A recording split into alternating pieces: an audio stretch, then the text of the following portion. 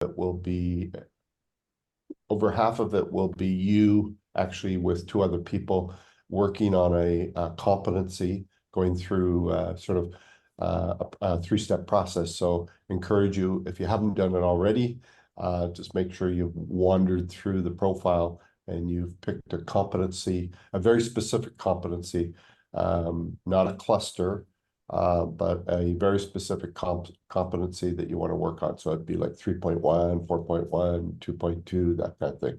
So just so you know, when that'll help expedite it, the discussion with your friends.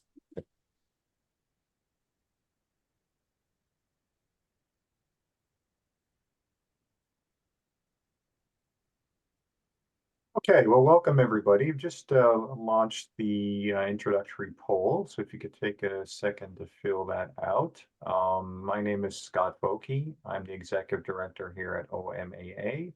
I recognize a lot of names for people that have been here sessions before, so that's great. Welcome back. Couple pieces of logistics. This session is recorded just like all of the other ones. And in a day or two, you'll be able to access it on OMA's YouTube channel. So as Gordon mentioned, this one's a little bit different than the others. So if you haven't had a chance to pick out a competency that you want to focus on, please try to do that soon. And we're joined by Gordon, as always, and Meighan's here with us today, and I'll let them introduce themselves. But thanks again for coming. And stay tuned for more info from us afterwards. Great. Thanks so much, Scott.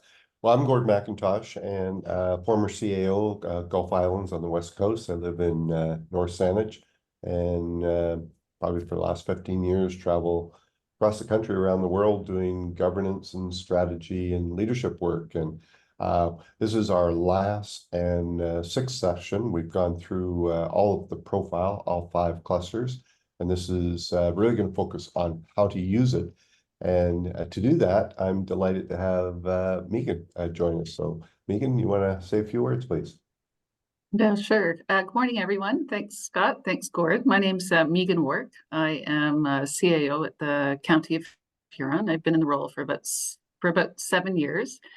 If you've only been doing this for 15 years, I think I've probably known Gord for 10 of those years that he's been doing that, or about that.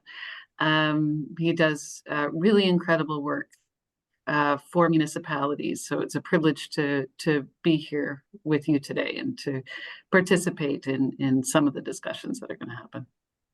Thanks so much, Meighan. Let's take a look at our poll, Scott. We've got, let's just share it. Share the results. We've got, because today is really a personal reflection or coaching. Coaching is like this overused word, maybe, or inflated word that a lot of people think it's a fancy thing, but it's really, you know, about helping somebody else be the best that they can be, which I'm sure all of our participants do. So we've got some coaching, about half, and quite a bit. So we've got some, you know, over 75% maybe of people who've done some coaching. In the past, Scott, I think it'd be fair to say we've had a good majority, 70% of our people have been aspiring CAOs, new or aspiring CAOs. So for them, it's good as well. For everybody, it's good because it can be a personal reflection too as well. Well, this is our 6th session, so we don't need to go through the whole process of how we got here, but basically through a lot of CAOs in Ontario, we got to a point where we say, hey, a lot of stuff has changed out there, and perhaps the notion of what it takes to be a successful CAO has changed. And what we came up with, it's really situational. There's no magic. There's no absolute prescribed competency profile. And so we created a profile that's actually fairly comprehensive. You may find it a little bit daunting, but we have 5 competencies, clusters, or capabilities, and they were all related to situational leadership, responding to different situations. And so with that in mind, hopefully, again, a reminder, you've had a chance to look through. for today, you do not want to pick one of these capabilities or clusters. You actually want to dive a little deeper and get a very specific competency that you want to work on. Why? Because we're going to do reflection on a target competency today, and we're going to take you through 3 steps that with Meighan's help. One, reflection is our first place that we start. And really just hopefully the person has had some time, either you've had time or the person you're working with has had some time. And certainly Meighan has, because she had notice of how to do that. And she's picked a competency, and I'll let Meighan tell you what the competency is. Sure. The competency that I chose was Cascade's purpose, and just took a look at the list of potential options, and that really resonated for me at this particular time and in my career and based on the things that I have going on, Gord. Well, and I think it's important that you do zero in, because if you take too many, it just becomes overwhelming. And so one of the keys to coaching is to really ask powerful questions and undertake active listening. So powerful questions, the notion is that the coachee, if you will, the person you're talking to, actually has the solutions, not the coach. The coach is not the person who's going to pick the target, determine why and how to proceed. It's actually the coachee or the person that you're talking to. So powerful questions are what we call open-ended questions. They seek to understand, something like Simon Sinek talks about seeking why, seeking to explore. The equal part, though, that's the one side, is active listening. And just going to, before we begin, ask Meighan, what does active listening mean for you?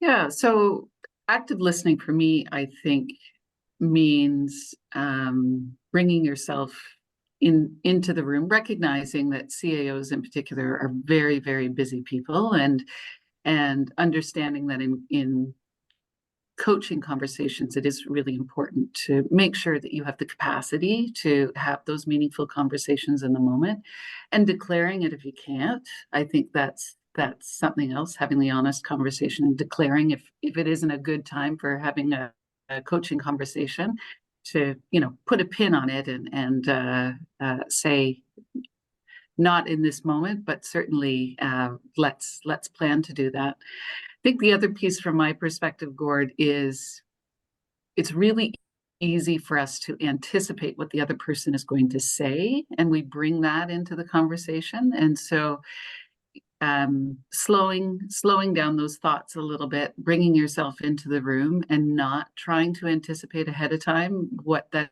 individual is going to say and solutionize on their behalf. I think those are some of the key components, I think, for active listening. Well done. Solutionize. Wow, that's a new word for me. That's great. Active listening, I think we've all taken courses. It's both body language, right, as well, just sort of being in the moment. And that's why we call this first step reflection, because it's reflection for the person you're talking to, but hopefully it's reflection for the coach as well. So let's begin, and we're just very quickly going to go through the 3 steps so that everybody can get to a chat room with 2 other people and you undertake the process. And often, I find, at least when I talk to people, we don't take time out of our busy lives just to invest a little bit of time in ourselves.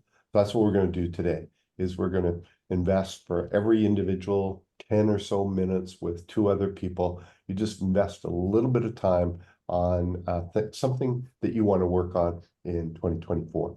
So let's go back to Cascades for purpose. Assuming we have some kind of strategic plan with some goals, objectives, priorities from council, and we want to kind of cascade that, if you will, to employees, and vice versa, make sure there's alignment. So why is this competency at this moment in time significant for you, Meighan? So, Gord, over the last number of years, we've done engagement surveys with staff, and we've received some feedback that there haven't necessarily been clear indication on behalf of council and on behalf of corporate as to what the priorities of council are. And so that to me, the priorities of council, that to me is my purpose in terms of identifying the work that should be undertaken by the corporation. So specifically at this juncture, I mean, there are many items that are included in the feedback in the engagement survey, but that for me is one that really resonates because I think it is one that we can get some movement, see some positive outcomes on. I also feel as if when staff understand the purpose, then they bring a lot more of themselves to the work that they do. I mean, I think, and so often in municipal work, one of the reasons why we're in it is because we want to give back and we want to support community. And if staff can see a direct correlation between the work that they are doing, if they can understand the purpose of the work that they are doing and how it fits into the higher vision or a larger perspective, then I think it can really increase the quality of the work, and it can increase the engagement of the staff. Well, you're talking about, your leadership role and how it'll enhance the workplace or the organization be successful. Let's go to you. How will it make a difference for you personally as a leader? Well, I think it requires some thinking on my part, Gord, to communicate what, I mean, CAOs internalize a lot. And I think it requires me to slow down a little bit and make sure that I'm asking myself significant questions about purpose and then translating that and externalizing out to the staff. So, time is always a challenge in the life of a CAO, but taking that time, I think it's important for us to take the time to ask the questions that then in turn get translated back out to staff. And will your life, trying to get to you personally, so that you have that, get the kind of organizational goal here, but for you personally, what will motivate you? What do you see happening that will be different for you? Hey, Gord, it's all about alignment, right? Mm-hmm.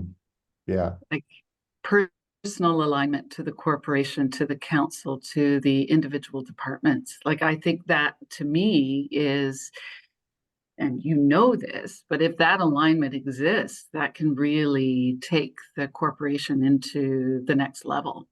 That can take the individual into the next level as well. OMAA did a session a few years ago. It talked about forget work-life balance. What we need to be talking about is work-life alignment, where our own personal values align with the organizations that we work for, and that in turn will give us that sense of satisfaction that is going to bring meaning and satisfaction into our lives. Yeah. Well, let's I hear it. It's very significant. I can hear the passion. So let's go further and begin to think about how to get some context for this. So for you, if Cascade's purpose was enhanced for you, you see it. What would you see? What would success look like for you personally if if cascading purpose was different than it is today for you? So, organizationally and then personally. Okay. So organizationally, I think you see the outputs of departments greater aligned with the visions of council, right? I mean, the end. That alignment has improved. There is a clear understanding on their behalf as to exactly how it all sort of fits together. They're able to articulate that. I think for me, again, I think it makes my work easier because staff can they can understand that alignment without that having to be necessarily communicated out to them in the same way. So it becomes internal to them, and it's not necessarily through messaging anymore. Mm-hmm. I The think quality, again, the quality of the work that is happening is better. There's better work-life balance. There's, all of those things. I think that's what success looks like. well, I think we always talk, as we've done today, talk about alignment. But you've just described what it looks like, right? What it looks like in the workplace. You can observe it. Sometimes you can measure it, but I think a lot of times when we think about this, just a sidebar, when we talk about success indicators, often people think it has to be benchmarked or measurable, but a lot of success indicators are observable. People are happier, you're happier. Of course, then the measurable is goals are being achieved, etc. Well, how would you monitor this? Like, let's say you begin this journey as we're going to in a couple of minutes, develop an action plan. 2 months, 3 months from now, how would you actually monitor it, do you think?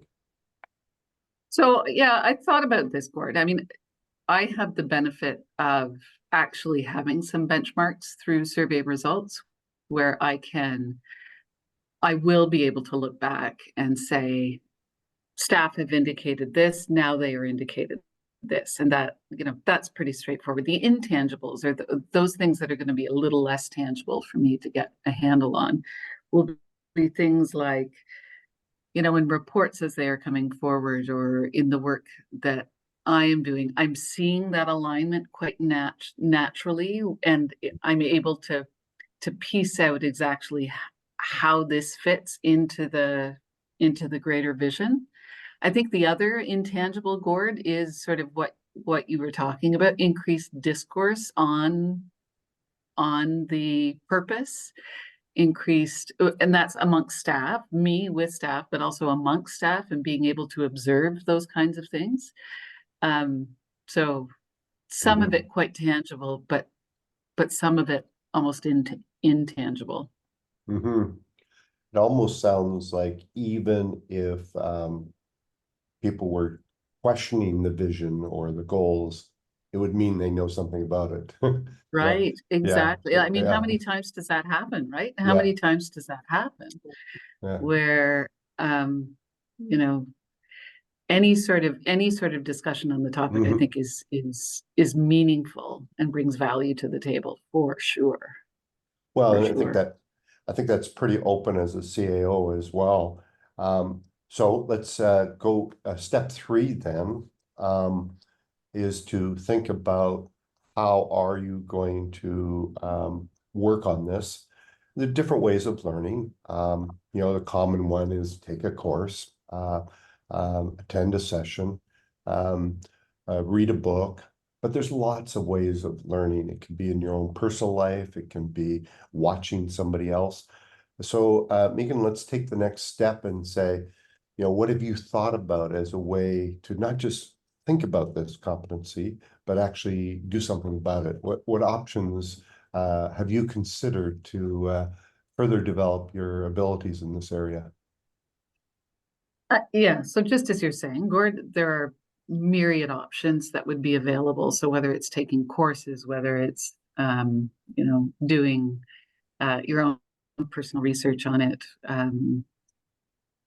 For me, I think the best scenario is a mentor type scenario. So working with a colleague who I'm lucky. I've been in the role for 7 years, but I also have close friends or colleagues who have been doing this for a lot longer than 7 years, and having those discussions with them to talk about what this looks like within their organization. That has brought significant value to me and to the work that I do over the years, for sure. Now, I want to go a little further, that we need in coaching to get commitment. So great idea. What's your first step to make it happen? In the next 3 months, whatever, what will you do to initiate this action? Yeah, so set up meetings with, take a look at the colleagues that I work with. I respect the work that they do. I respect the work that they do in this area. Connect with them, set up meetings with them, and get feedback from them on the particular topic. And I'll be picking and choosing specifically what strategy I think is going to work for me and for the corporation. So here we are, February, beginning of February. Yep. So when will you when do you plan to identify these 3 or 4 people you want to contact? When do you Already plan to have. do it? Okay. Already have. So on our action plan, check mark. Yep. When will you make your first email and a phone call? Yeah, so within a couple of weeks. Okay, so Yep. to be flexible, let's say by the end of February, I will have at least done 1 phone call. Okay. Mhm. And again, for everybody, this is bite sizes, right? We're all busy, so I'm gonna make 1 call, and then set up a schedule, put it in your calendar that I'm going to make the first call in February. I might do a second or maybe 2 in March, right? Now, you've picked a strategy that's mostly about dialogue. Will you need any resources or support to do this? Oh, for sure. I mean, time. Time is probably the most valuable resource for a CAO as well, like making the commitment and building the time into the schedule in order to, as you say, to prioritize and really set aside whatever is needed in order to make it happen. There may be some dollars involved. I wouldn't anticipate that it would be significant. It's not like, doing coursework or, going off and doing your own research necessarily, but time, I think, for me would be the most significant investment. How will you overcome that that reality? What can you do? Again, it's about using your network, making contact. What could you do to make sure that this idea doesn't slip away in your calendar? Yeah, putting it in my calendar. Yeah. And saying on this day, this is our list of things to do. Yeah. Because not doing that is an indication that you aren't prioritizing it as well as some of the other items that are on your list of things to do, right? Yep. Well, quick review then. And so, yeah. You're going to pick a couple of people. You've already done that. You're going to make a call, diarize a call in February, put it in your calendar. You're going to do maybe some others in March. Those will be your first steps to your action plan. Now, after you've done that, what will happen next?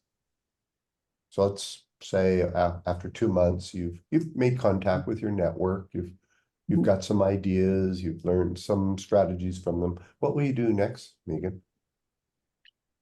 I would, uh, I'd ruminate on the conversations that I'd had, and then I would identify those items that I think are more relevant to the particular instance. And then I would develop an action plan for myself, figuring out, is this something that is doable just by me? Are there others that need to come to the table? Are there going to be dollars associated with this? Do we have the staff resources for whatever needs to happen?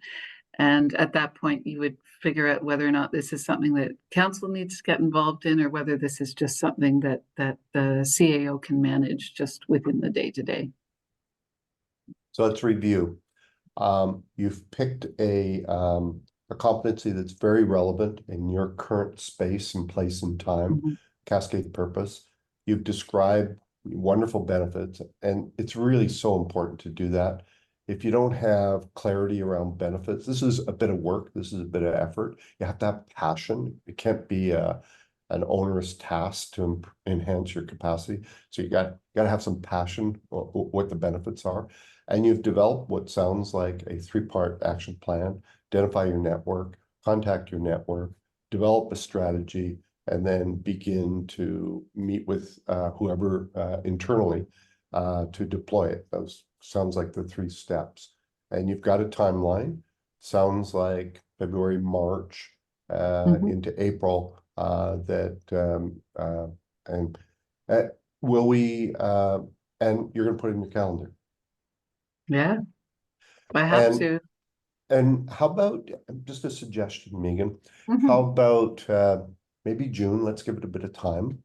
Mhm. You and I connect again, and you can, of course, we can connect anytime you want. But why Mhm. don't we in June maybe Mhm. just check in and see how you've done? Yeah, that's a great idea. Yeah, I'd love to because yeah. Well, there you go. 3 steps. Many, asking questions, listening, trying to summarize and bring. We do have the back of the profile, a little worksheet or a little learning plan format. So we're going to switch now and let you do it. Scott's going to arrange that the three people will go to a chat room. We've posted, you've got 10 minutes each. That'll give us a total of 30. So one person is the coachee who's picked, they just say, here's the competency I want to work on. The 2 others ask the questions. Remember, 3 steps. What's your learning target? What is it? Why did you pick that one? What are the benefits? And how will you actually develop it? And the questions are, I think if Scott is able, he'll put some questions in, but I think hopefully you've got an idea that these are the 3 steps. So let's begin the journey. Let's invest some time and 10 minutes each. Scott, are you able to kind of remind everybody maybe when they should switch? Okay, I'll send something in the chat. The questions are also in the chat, the 9 perfect, questions. perfect. And we're going to create, it looks like 5 breakout rooms, roughly 3 people each. Right, wonderful. Thanks, Scott. See you in 30 minutes.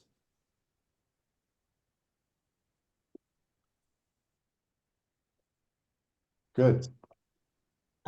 Really good conversations and good thoughts. Yeah.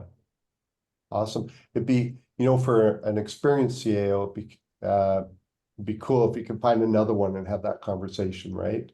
Or Yeah. for you to have it with your staff. I mean, the future of CAOs is so dependent on current CAOs, right? Doing this. Yeah. So, Yeah. We chose inspiring others, which was yeah. very good talk. And some competencies are very tactile. You know exactly what they are, right? Yeah. Cascade purpose, right? Or whatever. And then others inspires others is like, whoa, it's pretty. You can't send somebody on a course to be inspired. That's right. Yeah. And so you do have to unpack it. Absolutely. We've got a poll up. This is kind Okay. of, yeah. Oops, sorry. That's okay. That's okay. Were you going to say something, or you just weren't on mute? No, I have nothing to say. Sorry about Okay, that. that's okay. Yeah, no, I'm happy if anybody wants to add a closing comment. We're gonna, so if anybody raises a hand or gives me a wink, happy to see that. Hopefully, you know, I know the profile itself is pretty massive. It's got a lot of stuff in it, but really it's about using it just as a base for good conversation, right? And also what we wanted to do to end this is just see where OMA could focus on relative to some of the interests today. So if you can kind of do the poll for us. Oh, I see. Well, it's a big poll. And oh, we've got a little bit of everything. You can see though, but I think the biggest one here is achieves results. It's very and I'm just looking to see another one, exhibits expertise, especially for an aspiring CAO or new, you know, how do you gain that kind of experience? And I'll end the poll. I think everybody's there. So hopefully this is a tool that you can share with others, share with your colleagues, tell other people about it. We're also, Scott and I are telling other associations across the country about it in case they would like to use it with their staff. And so I want to end today. Thanks for taking time. This is our last session, and maybe just go to Meighan for some closing comments. Yeah, thanks so much, Gord. Gord, I just want to thank you for taking the time to put together this tool for CAOs. I think it's incredibly valuable for those who are identifying the possibility of moving into a CAO role, as well as for those of us who have been doing it for a little while, to really, as I was saying early on, take the time to reflect. So thanks so much for you for putting this together for us, and just encourage everyone to share the tool with their communities. I think it's going to be a benefit for all of us. And well, yeah, you're very kind, Meighan. Thanks so much, and thanks, Grant. I saw or John, the big thumbs up. John, any comments? I noticed you had a little thumbs up there. I think it was you. No, I'm just applauding along with Yeah. Meighan for the reference Yeah. here. Yeah, because I know, John, you've been, if I recall, pretty much on every session. Scott, closing comments. We have copies available if people need a hard copy. Yeah, and just stay tuned for an email. We'll have all that details to follow. And thanks for your participation. We really appreciate you being here today and taking time out of your schedules. And keep up the good work. Yeah. And hey, this is it's a contemporary tool. So if anybody has suggestions how to make it more user friendly or some ideas, pop Scott an email. We'll get it. It's going to be evolving. It can't be static. So if anybody uses it and have some ideas, just let Scott know. And thanks everybody. Have a super day. Thank you. Bye-bye. Bye. Bye. Thank Gord, is you. that a picture of you? No, it's me taking a picture of somebody else.